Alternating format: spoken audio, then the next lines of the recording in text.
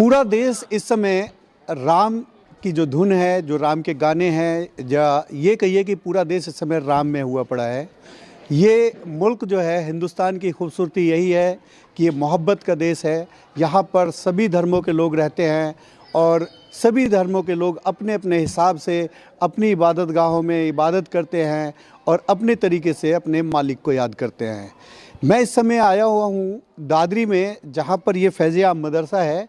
यहाँ पर जो आप सामने तस्वीरों में देख रहे हैं, मुस्लिम समाज के लोग हैं और मुस्लिम समाज का आज़ादी में भी बहुत बड़ी भूमिका रही है, बहुत योगदान रहा है।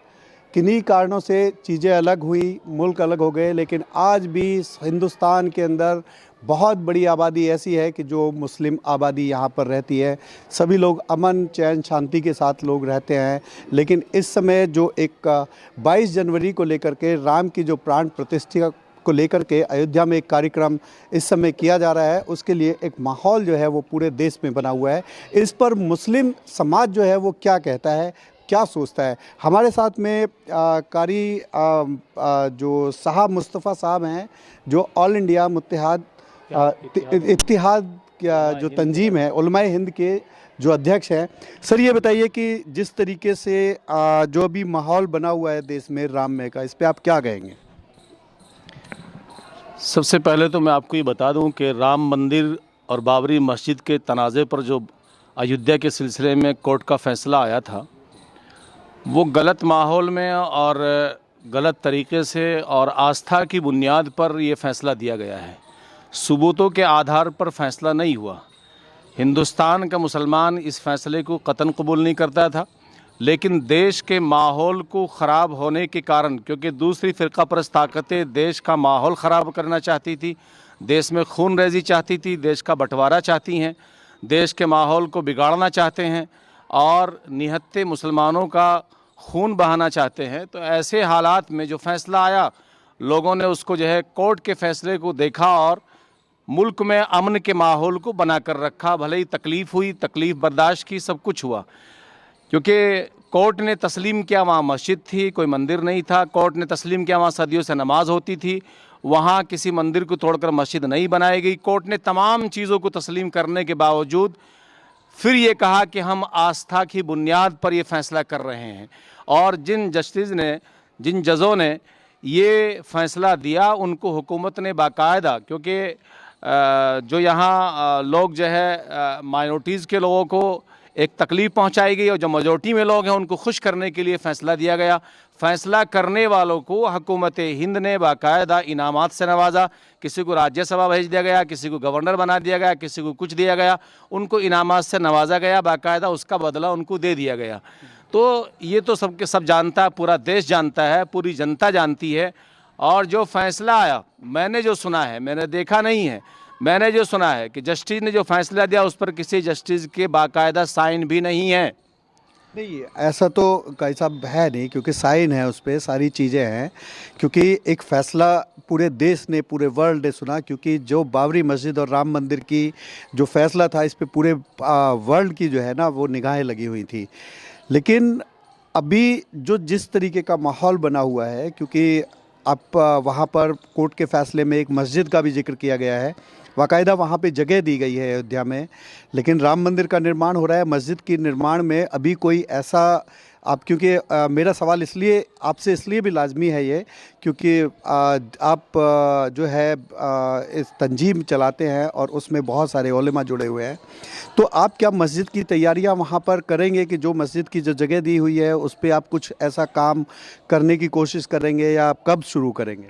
ये मैं आपको बता दूं, लाखों मस्जिदें बन जाएं या और बहुत सारी चीज़ें बन जाएं, वो बाबरी मस्जिद के मद्दे मुकाबिल नहीं हो सकती। दूसरी बात यह है कि हमारा ऐसी तनाज़े वाली जगह पर किसी भी तंजीम, कोई तंजीम, चाहे जमीयत उलमा हिंद हो, इत्तेहाद उलमा हिंद हो, दूसरी तंजीमें हो, हमारे कारकुनान वहाँ उस पर कोई इस तरह का कोई काम नहीं कर रहे हैं, कोई इस तरह का मसला नहीं है। जो वहाँ ट्रस्ट बना हुआ है, जिनको ज़मीन दी गई है, वही मस्जिद बनाएंगे, वही उसको देखेंगे, क्या करेंगे। और जो सूरत हाल चल रही है, ये सारा का सारा कोई धार्मिक मुद्दा नहीं है, ये ना किसी की आस्था का मसला। यहाँ तो सिर्फ़ और सिर्फ राजनीति हो रही है और 2024 की तैयारी माननीय प्रधानमंत्री जी कर रहे हैं और भाजपा सरकार कर रही है। बिल्कुल, यहाँ कुछ और भी लोग बैठे हुए हैं। बड़े मियाँ, आपका नाम क्या है? हाजी अब्बास। हाजी अब्बास साहब, मैं आपसे एक बात जानना चाहता हूँ कि जिस तरीके से राम मंदिर के लिए न्योते बांटे जा रहे हैं, लोग बुलाए जा रहे हैं, कांग्रेस ने इसे मना कर दिया, तो आप क्या कहेंगे इस पे? हम तो ये कहना चाहते हैं अमन चैन रह रहे हैं। राम मंदिर जी राम मंदिर बने, मस्जिद जी मस्जिद बने है जी। बिल्कुल, आप बताइए, आप कुछ कहेंगे इस पे? हाँ जरूर कहेंगे। जी बताइए। भाई सबसे पहले हर इंसान को रोटी चाहिए, शिक्षा चाहिए, अस्पताल चाहिए। अगर ये होंगे देश तरक्की करेगा, ये ना होगा तो देश तरक्की नहीं कर सकता। मंदिर मस्जिद का मसला जो है वो कोई मायने नहीं रखता, तरक्की जो है इन्हीं सब चीज़ों। हाँ जी, पढ़ाई में, लिखाई में, अस्पताल में, बीमारी में कहाँ अस्पताल है बताओ? कितने सरकारी अस्पतालों में देखभाल हो रही है किसी की? बताइए कौन से गरीब को चैन की रोटी मिली? बताइए। पहले पेट को रोटी चाहिए, सर को कपड़ा चाहिए, सर पे छेद चाहिए, बीमारी के लिए दवाई चाहिए, अस्पताल चाहिए, ये ज़रूरी चाहिए पहले। बिल्कुल, अपना अपना मत है, लोगों का ये भी एक मत है। आप बताइए। जी देखो, मेरा कहना ये है, मंदिर बन जाओ, मस्जिद बन जाओ। मस्जिद बन रही है तो वो भी सही है, और मंदिर बनने हैं, मंदिर भी सही है। मुसलमान भाई और हिंदू भाई आपस में भाईचारा निभा के रही। बिल्कुल, मोहब्बत का मुल्क है, ज़रूर सोच रहती है। आप साहब, आपका नाम? मेरा नाम मोहम्मद जलालुद्दीन है। आप जो इस तरीके से, जैसे अभी शंकराचार्य जी हैं, उन्होंने भी मना कर दिया कि भाई हम इसमें नहीं जाएंगे, आधा अधूरा काम हुआ है, कांग्रेस ने भी ठुकरा दिया, तो आप इसे किस नज़रिए से देखते हैं?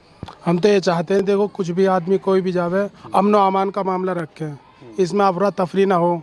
कल परसों हमने बाज़ार में देखा है, दादरी के बाज़ार में, उसमें नारेबाजी हो रही थी और चंदा वगैरह इकट्ठा हो रहा था। भाई इसमें करो, कोई भी बात नहीं है, मगर इसमें अफरा तफरी का माहौल ना हो, देश का माहौल ख़राब ना हो। हम तो यही कहना चाहेंगे। बिल्कुल, यहाँ और भी कुछ बहुत सारे बुजुर्ग लोग बैठे हैं। जनाब, आपका नाम? मोहम्मद जमील। आप जो जिस तरीके से अभी माहौल चल रहा है, इस पे क्या कहेंगे? ये हम क्या कहना चाहते हैं कि देखो, हिंदुस्तान आज़ाद देश है हमारा, प्यार अमन शांति का पैगाम है। इसमें सब अमन चैन सुकून तरह में अपनी अपनी जो है प्रार्थना, अपने अपने मालिक को नमाज पढ़ें, याद करें, लेकिन कोई किसी को ताना कसी ना करे, कोई अफरा तफरी का माहौल ना करे, प्यार मोहब्बत से सारे काम करें। बिल्कुल, जिसको जो करना चाहिए। आप बताओ बाबा, आप क्या कहेंगे? हम तो बस हम चैन जाएं जी, बढ़िया, बस शांति रहे। आप भी? जी हाँ, खुशहाली रहना चाहिए और अमन चैन रहना चाहिए हमारे देश में, कोई परेशानी ना आए। नमाज पढ़ने में या अपने जो पूजा का पाठ करने में कोई परेशानी नहीं होनी चाहिए, प्यार रहना चाहिए बस। अब काजी साहब है, ये बताइए सर कि आप जो है जिस तरीके से शंकराचार्य भी मना कर रहे हैं, कांग्रेस भी मना कर रही है, इस पे आप क्या कहेंगे? क्या ये हार्डकोर राजनीति भी हो रही है इसमें? जी बिल्कुल, ये सारी राजनीति है और राजनीति के ऊपर ही ये लोग काम कर रहे हैं। लेकिन हम लोग तमाम उम्मत मुस्लिमा से कहना चाहेंगे कि सब्र से काम ले और बाकी पूरे हिंदुस्तान के अंदर अमन का माहौल रखें।